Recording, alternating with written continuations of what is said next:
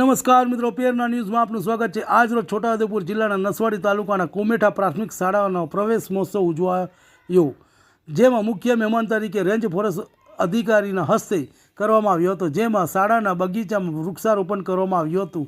નવા પ્રવેશ બાળકોને પુસ્તક થેલા આપવામાં આવ્યા હતા।